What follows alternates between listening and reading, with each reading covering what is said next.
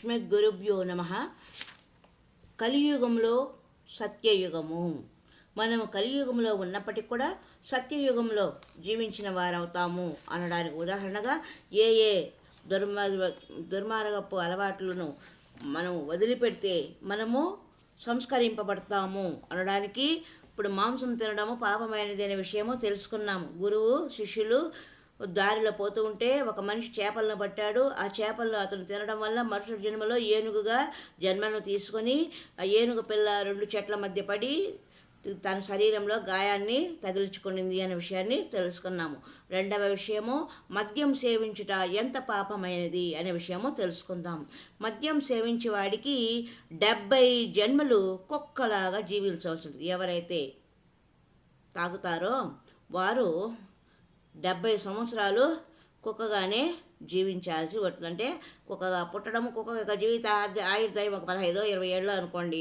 అలాగా అతను ఆ కుక్క 20 ఏళ్ళు 30 అట్లా 3 సార్లు 4 సార్లు జన్మ ఎత్తి ఆ 70 సంవత్సరాల జన్మను ఆయుర్దాయాన్ని పూర్తి చేసుకోవాల్సి ఉంటుంది అని చెప్పడము జరిగినది. అందుకని ఎవరిని కూడా మద్యం సేవించరాదు అని మనకు ఈ బహిరంగంగా తెలియజేస్తుంటారు ఇలాంటి మంచి మాటలను.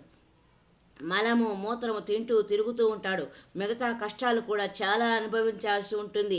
మరియు మద్యం కూడా శరీరానికి చాలా హాని చేస్తుంది. శరీరానికి 4 ముఖ్యమైన అంగాలు ఉంటాయి: ఊపిరితిత్తులు, లివరు, కాలేయము, కిడ్నీలు మరియు హృదయము. మద్యము ఈ 4ంటికి హాని చేస్తుంది. ఏమిటి? ఊపిరితిత్తులకు, కాలేయము, కిడ్నీలు మరియు హృదయానికి హాని చేస్తుంది మానవ హృదయంలో. కాబట్టి మద్యము సేవించరాదు. మద్యము ఈ 4ంటికి హాని కలిగిస్తుంది. మద్యం సేవించి మనిషిలా ఉండక పశువులా ప్రవర్తిస్తాడు. తాగినవాడు గొమ్మని ఒమ్మల పడుకుని నిద్రపోతాడా? ఉదాహరణకి బురదలో పడిపోవడము, బట్టలలో మలమూత్రం పోవటం మరియు కక్కడము లాంటివి చేస్తూ ఉంటాడు. ధనహాని, మానహాని, ఇంటిలో అశాంతి మొదలగునవి మద్యం సేవించడం వలన కలుగుతాయి. కలియుగంలో ప్రత్యక్షంగా నరకాలు. సత్యయుగంలో మద్యంను ఎవరు సేవించరు. సత్యయుగంలో అందరూ మనుషులు పరమాత్మ యొక్క విధానంతో పరిచయస్తులై ఉంటారు.